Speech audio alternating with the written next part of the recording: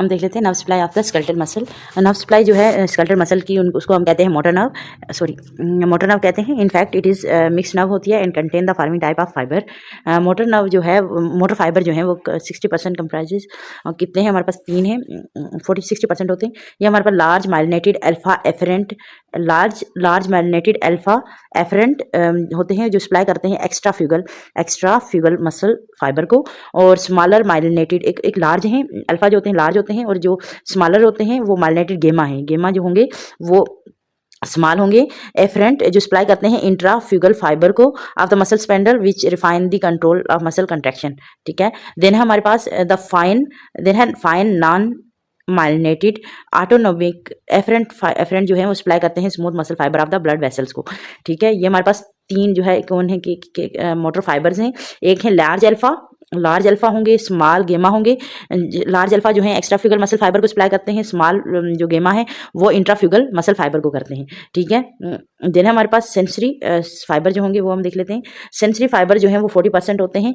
Myelinated fibre जो है वो distribution to the muscle spindle for the proprioception and also to the tendon, यानी muscle spindle को भी है और टेंडन को भी है। मसल स्पेंडल की जब बात करें तो muscle spindle are the spindle shape sensory end organ होते हैं। ये एंड आर्गन है सेंसरी, सॉरी एंड आर्गन होते हैं स्केलेटल मसल। इसमें हमारे पास ईच मसल स्पेंडल जो है उसके अंदर क्या होते हैं इंट्राफ्यूगल मसल फाइबर होते हैं। 6 से 14 इंटरफ्यूगल मसल फाइबर होते हैं जिनकी 2 किस्में होती हैं। इंटरफ्यूगल मसल फाइबर होते हैं जिनकी 2 इंटरफ्यूगल मसल फाइबर जो होंगे उनकी मसल फाइबर जो है उनकी 2 टाइप्स हैं।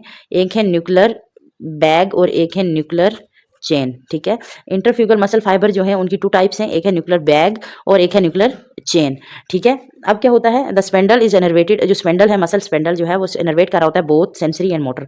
जो मसल स्पेंडल जो है वो इनर्वेटेड होता है बोथ, जो मसल स्पेंडल है वो दोनों से इनर्वेट हो रहा होता है, मोटर से भी और सेंसरी से भी। अब सेंसरी एंडिंग जो होगी वो 2 टाइप्स की होगी। कितने टाइप्स की होगी? सेंसरी एंडिंग जो होगी वो 2 टाइप्स की है। अब हम बात करते हैं सेंसरी एंडिंग जो होगी वो कितने टाइप्स की है? 2 टाइप्स की। कौन कौन सी होगी? एक प्राइमरी सेकेंडरी एंडिंग और एक है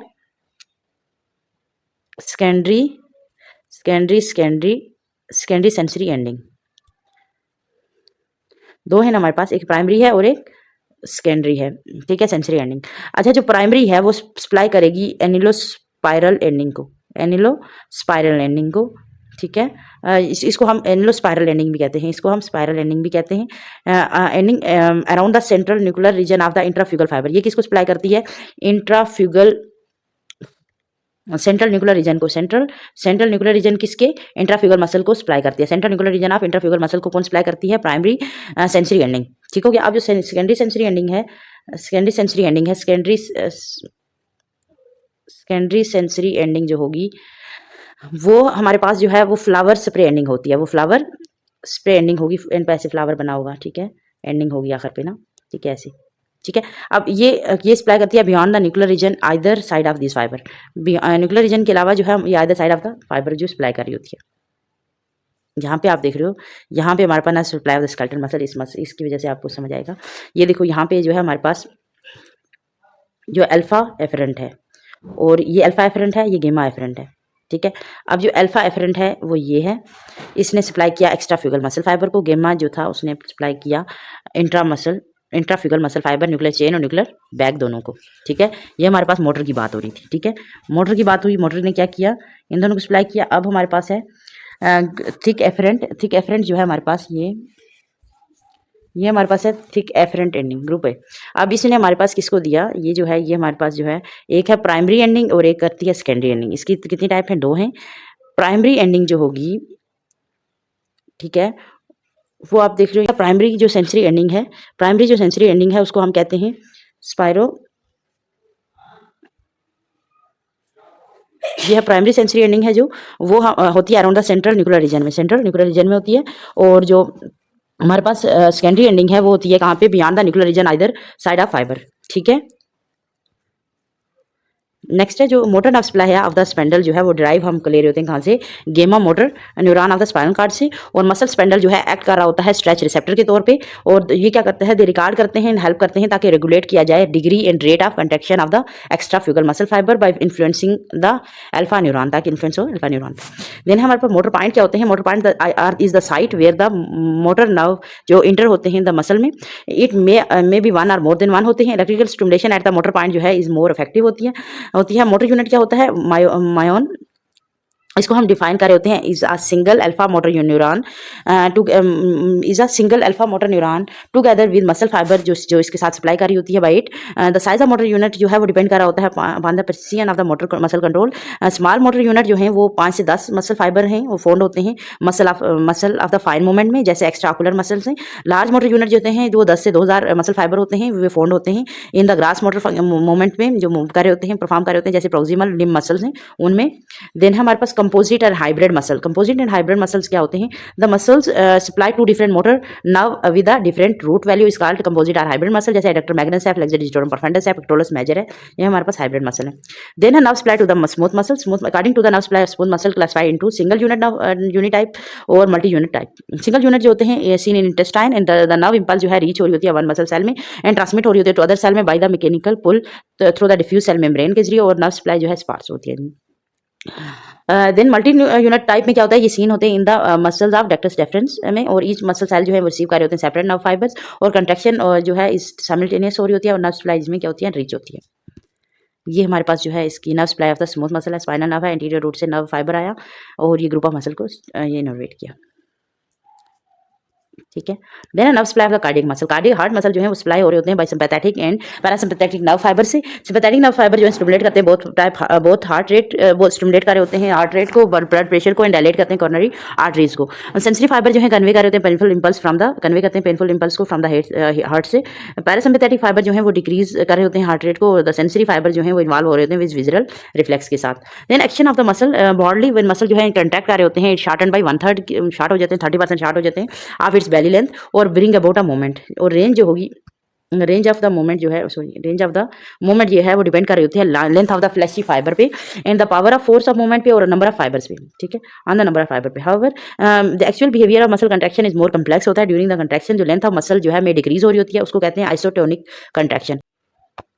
during contraction the length of muscle जो है मे भी डिक्रीज हो जाती है अगर, तो उसको कहते हैं आइसोटोनिक कंट्रैक्शन। अगर रिमेन अनचेंज होगी तो उसको कहते हैं आइसोमेट्रिक कंट्रैक्शन। में increase according to the fundamental में इंक्रीज हो रही होती है में increase according to the functional demand of the body in each circumstances. The tension जो है जनरेट होगी एट द एंड में आइदर इंक्रीज हो सकता है, परसिस्ट होता है, डिक्रीज हो रहा होता है। ये डिपेंड करता है on the number and state of active motor unit पे एंड द एक्सटर्नल कंडीशन, जैसे लोडिंग है उस पर। ईच मूवमेंट जो है एट अ जॉइंट जो है वो ब्रॉट होती है about by the coordinated activity of different group of muscles. These muscle group जो है are classified and name according to their function. जैसे हमारे पास जो है प्राइम मूवर जो है एंटागोनिस्टिक है, bring about the desire moment.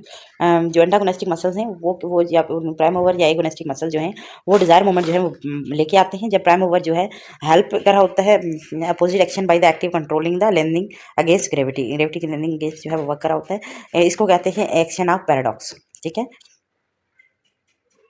Paradox किसको कहते हैं, जब क्या है प्राइम मूवर जो है help the opposite action by actively control the lengthening against the gravity, इसको कहेंगे पैराडॉक्स।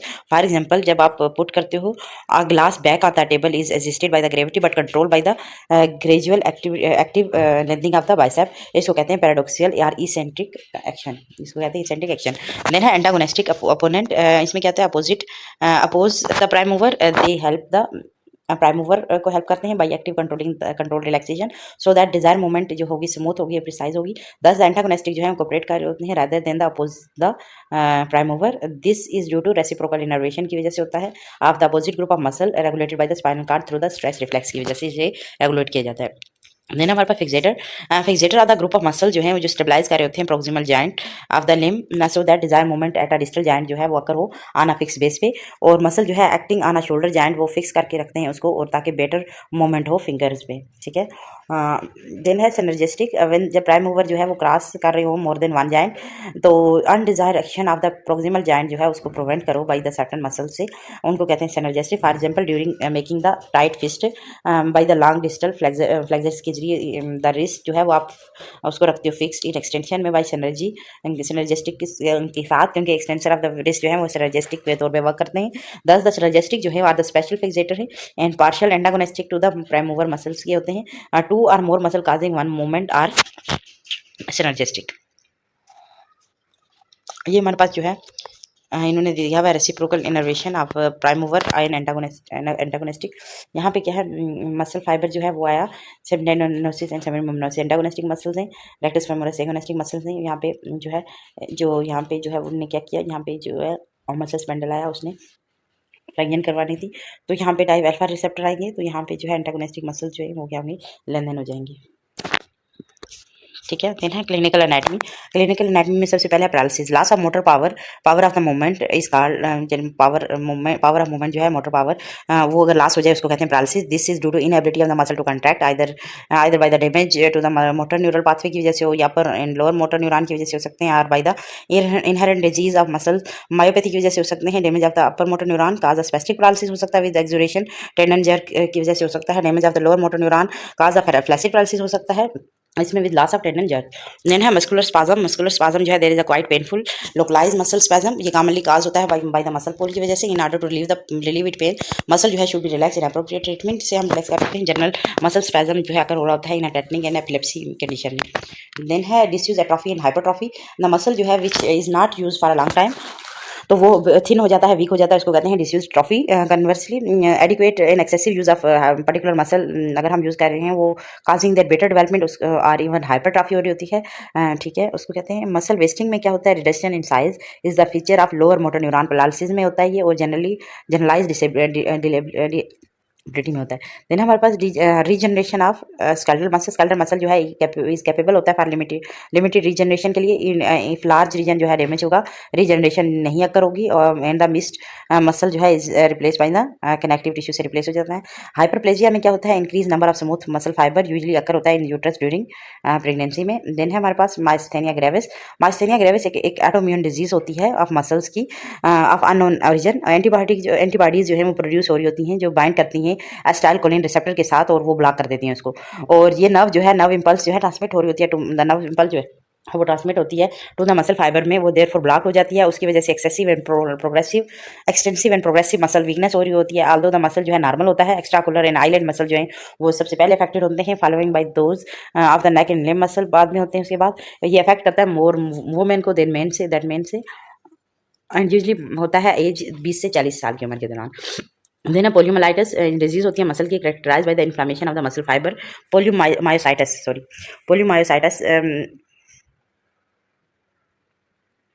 इसमें मसल फाइबर की इन्फ्लामेशन हो रही होती है। ये स्टार्ट होता है व्हेन वाइट ब्लड सेल जो है इम्यून सेल जो है ऑफ इन्फ्लामेशन जो है स्पॉन्टेनियसली इन्वेड होते करते हैं द मसल को।